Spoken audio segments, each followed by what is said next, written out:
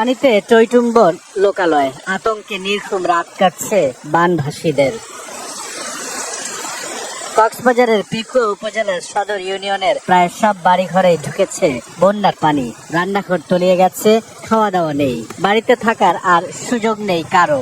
এই এলাকায় যাদের আশ্রয় কেন্দ্রে ঠাঁই হয়েছে তারাও নেই স্বস্তিতে। বাড়ি করে বেন ডুবো সাপোর্ট লাগে রে খানা করে মানে উড়ে দে কিছু খানা দানা জোর করে বললে ফদিন খানা খাই মজম এন হয়ে রে পানি মানে দেশে খানি মানে ওদিকে যাইতেছে আজকে সজনে বাড়ি ঘরের মধ্যে এক গলা খানা হয়ে গেছে। এখন 6-7 দিন পর্যন্ত কষ্ট হইতেছে, রান্না বান্না করতে পারছি না, খাইতে পারছি না। পানি উঠে নাই, এখন উঠে বাড়িতে পানি উঠছে, এখন আমরা কোথায় যাবাম? পুরো ইউনিয়নের মানুষ এখন পানিবন্দী। রোববার ভোর থেকে শুরু হওয়া ভারী বর্ষণে কক্সবাজারের পেকুয়া ও চকরিয়া উপজেলার বন্যার আরো অবনতি হয়েছে। দুর্গতরা শুকনা খাবার খেয়ে দিন পার করছেন, পানির সংকট তীব্র হচ্ছে। কি বলে পানি কাছে মাঝে মধ্যে রাস্তার পাশে যেগুলো আছে এগুলা থেকে আনে, দূরের থেকে আনে খাচ্ছি।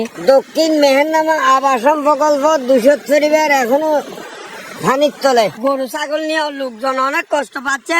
বন্যা দুর্গতরা বলছেন সময় যত যাচ্ছে বন্যার পানি ততই বাড়ছে। পরিবারের সবাইকে নিয়ে কেউ কেউ আত্মীয়ের বাড়ি যাচ্ছেন। খাবার ও বিশুদ্ধ পানি শেষ হয়ে গেছে, প্রশাসনের তৎপরতা নেই বলে অভিযোগ অনেক বানভাসী। কোন এলাকার চেয়ারম্যান মেম্বার প্লাস সরকারি কোন লোকজনের প্রশাসনের আমাদের এখনো পর্যন্ত আগে আসে না। বর বাড়ি দেখতে ভারত তলায় গরু চলতে আকস্মিক বন্যায় কক্সবাজার জেলার 40টি ইউনিয়নের প্রায় 4 লাখ বাসিন্দা পানিবন্দী। শনিবার কোথাও কোথাও পানি নামলেও রোববারের বৃষ্টি আবারও নতুন করে উদ্বেগ তৈরি করেছে।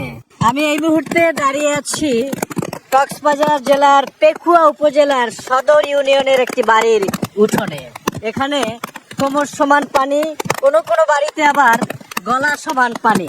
এই এলাকার যারা বাসিন্দা রয়েছেন কেউ বাড়িতে থাকার উপায় নেই, কেউ এখন আশ্রয় নিয়েছেন আশ্রয় কেন্দ্রে, কেউ আবার মূল সড়কে, কেউ আত্মীয় স্বজনের বাড়িতে। এই এলাকার মানুষের প্রশ্ন, এই পরিস্থিতি থেকে কবে উত্তরণ সম্ভব? যে ধারায় বৃষ্টি বর্ষিত হচ্ছে, অর্থাৎ যে ভারী বৃষ্টি হচ্ছে, এটি যদি অব্যাহত থাকে তাহলে পরিস্থিতি আরো খারাপের